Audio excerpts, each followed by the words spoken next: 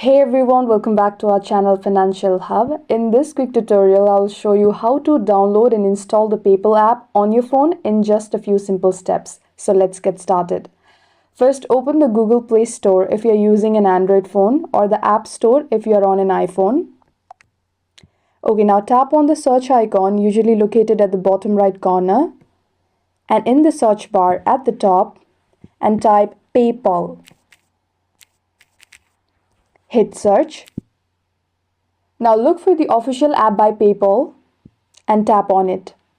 Now tap on install and wait for the download to complete. Once installed, tap open to launch the PayPal app. And yes, that's it. You have successfully downloaded and installed PayPal on your phone.